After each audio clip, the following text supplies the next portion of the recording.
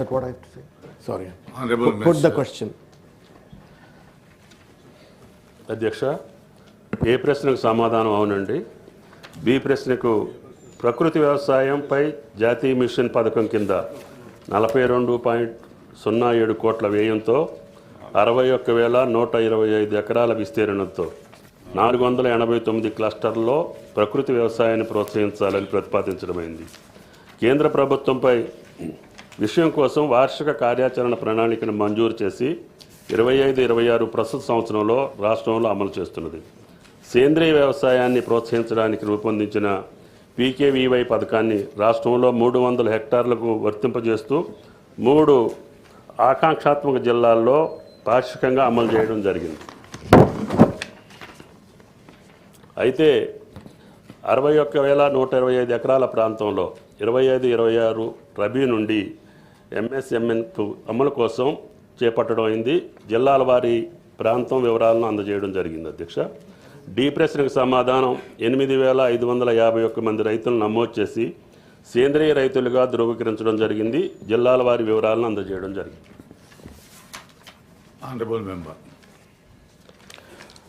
Chairman sir, ధన్యవాదాలు నాకు ఈ అవకాశం కల్పించినందుకు. ఇది ఒక ప్రశ్న చాలా చిన్నగా అనిపించినప్పటికీ కూడా దీని యొక్క ప్రభుత్వం చేపట్టేటువంటి ఒక చర్యలు మొత్తం మానవాళి పైన ఉంటుందనే ఒక విషయాన్ని గుర్తు చేస్తూ, భూమిని మనం తల్లి అంటాం. ఈ మట్టిలో పుడతాం, ఈ మట్టిలో పెరుగుతాం, ఈ మట్టిలో కలిసిపోతాం. కానీ ఏ మట్టి అయితే, ఏ భూమి అయితే మనకు లైవ్లీవుడ్ ఇస్తుందో, మనని పెంచుతుందో, పెద్ద చేస్తుందో, మనని అందులో కలుపుకొని ఒక గర్భంలో కలుపుకున్నటువంటి ఒక రీతిలో తల్లిగా భూమాత ఉంటుందో, కానీ ఆ తల్లిని పూర్తిగా కూడా మనం ఇవాళ కలుషితం చేస్తున్నాము. భవిష్యత్ తరాలకు ఒక ప్రమాదకారిగా భూమిని మిగిల్చేట పరిస్థితి కనబడతా ఉంది. ఇవాళ అధ్యక్ష, నేను ప్రశ్నలోకి వచ్చే ప్రయత్నం చేస్తాను అధ్యక్ష, బట్ చిన్న ఒక 2 విషయాలు మీ దృష్టికి తీసుకొచ్చే ప్రయత్నం చేస్తాను. ఇవాళ కలుషితమైనటువంటి ఎరువులతో కూడుకున్నటువంటి, మీరు స్వయంగా మీరు కూడా రైతు, మంత్రి గారు కూడా రైతు కాబట్టి I'm sure you will be able to relate with what I'm talking. ఇవాళ మనము కలుషితమైనటువంటి ఒక వ్యవసాయం వల్ల, ఎక్కువగా ఎరువులు వాడటం వల్ల 40 ఏళ్ళకే 70 ఏళ్ళు 80 ఏళ్ళుగా ఈరోజు మనుషులు మారిపోతున్నటువంటి ఒక పరిస్థితి. స్కిన్ డిసీజెస్, తర్వాత క్యాన్సర్, ఇటువంటి ఒక జబ్బులన్నిటికీ కూడా కారణం ఏంటంటే మనం తింటున్నటువంటి ఒక ఆహారంలో ఉన్నటువంటి ఒక కలుషితం.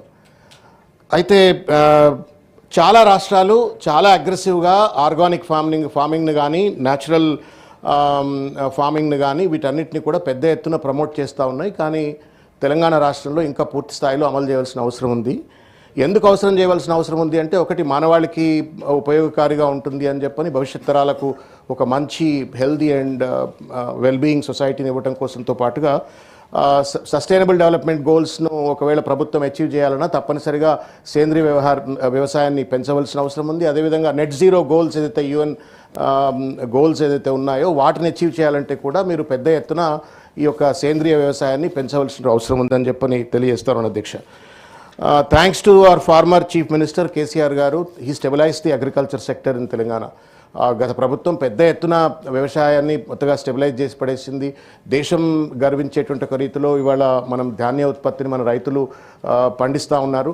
కానీ వాళ్ళకు కనుక మనం కొద్దిగా సహాయకారిగా ఉండి సరి అయినటువంటి ఒక రీతిలో కనుక వెసులుబాటు కల్పించి, ఎక్స్టెన్షన్ కల్పించి, తర్వాత మార్కెట్ సపోర్ట్ని ఇవన్నీ కల్పించినట్టయితే తప్పనిసరిగా వాళ్ళు కూడా సేంద్రియ పద్ధతులను అవలంబించినట్టయితే దేశానికి ఏ రకంగానైతే ఇవాళ వ్యవసాయ ఉత్పత్తుల్లో ఏ రకంగానైతే తలమానికంగా ఉన్నామో, సేంద్రియ ఉత్పత్తుల్లో కూడా అదే తలమానికంగా ఉంటామనే ఒక విషయాన్ని గుర్తు చేస్తూ నేను ఒక 2-3 విషయాలు తమ దృష్టికి, మంత్రి గారికి దృష్టికి తీసుకొచ్చేట ప్రయత్నం చేస్తాను.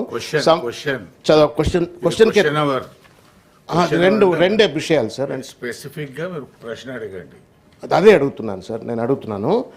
ఇప్పుడు పక్క రాష్ట్రాలలో ఏ రకంగానైతే ఇవాళ ఆంధ్రప్రదేశ్ కావచ్చు, లేకపోతే మధ్యప్రదేశ్ కావచ్చు, మన పొరుగు రాష్ట్రాలలో ఏ రకంగానైతే ఒక అగ్రెసివ్గా లక్షల ఎకరాలలో లక్షల మంది రైతులను డ్రాఫ్టింగ్ చేస్తూ సేంద్రీయ వ్యవసాయాన్ని పెంపొందించేందుకు చేస్తున్నటువంటి ఒక కృషి అవుతుందో ఆ రకంగా మన ప్రభుత్వం పూర్తి స్థాయిలో చేస్తున్నట్టుగా లేదు. చేయడానికి మీరు ఏ రకమైనటువంటి ఒక వెసులుబాటు కల్పిస్తారో సమాధానం చెప్పాలని కోరుతా ఉన్నాను.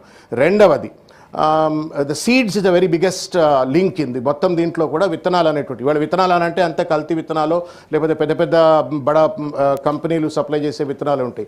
ఈ సేంద్రియ విత్తనాలను ప్రభుత్వం సప్లై చేయడం కోసం what kind of the measures that government is taking, దయచేసి అది కూడా మంత్రి గారు సమాధానం చెప్పాలని చెప్పని కోరుకుంటా ఉన్నాను.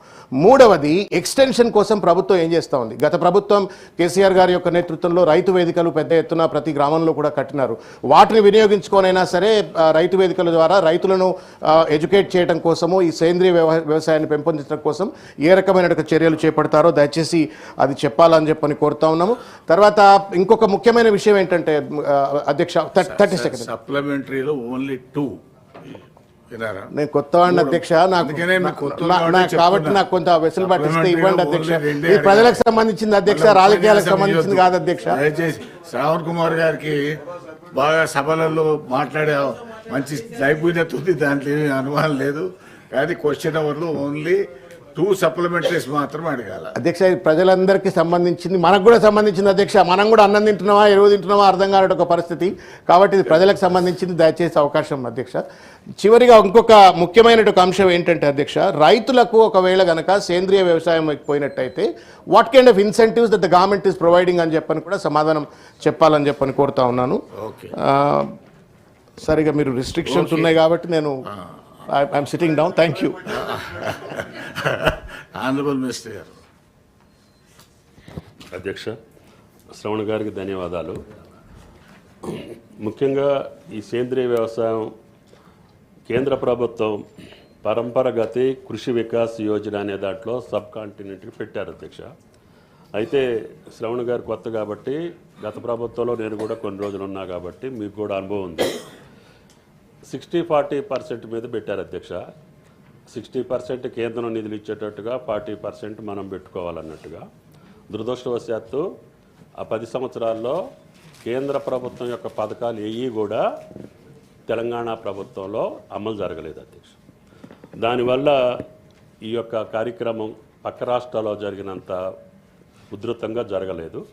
వాళ్ళు ఆకాంక్షమైనటువంటి 2-3 జిల్లాలు ఏదైతే స్పెసిఫై చేశారో ఆసిఫాబాద్, ఆదిలాబాద్, ఆ 2 జిల్లాల్లో కొంతవరకు మొదలుపెట్టారు.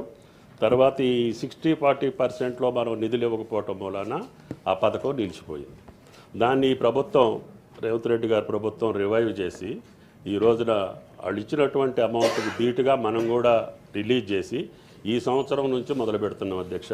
తప్పకుండా శ్రవణ్ గారు చెప్పినటువంటి విషయంలో ఏదైతే కెమికల్ ఫర్టిలైజర్స్ వాడటం మూలాన జరిగే అరిష్టం భూమాతకు కావచ్చు, మానవాళికి కావచ్చు, ఇది అందరం గ్రహించి ఈనాడు కేంద్ర ప్రభుత్వానికి కూడా రాష్ట్ర ప్రభుత్వ పక్షాన్ని మేము అనేక సందర్భాల్లో విజ్ఞప్తి చేస్తున్నాం అధ్యక్ష. ఈ యొక్క కెమీ ఫర్టిలైజర్స్ని తగ్గించి ఏదైతే సేంద్రీయ వ్యవసాయానికి ఎంత వీలైతే అంత సహాయ సహకారాలు అందించమని చెప్పి అడుగుతున్నాం. దానికి అనుగుణంగానే రాష్ట్ర ప్రభుత్వం తప్పకుండా తెలంగాణ రాష్ట్రం ఈ యొక్క ప్రకృతి సేద్యాన్ని ప్రోత్సహిస్తామని చెప్పి గౌరవ సభ్యులకి విజ్ఞప్తి చేస్తాం. Next question.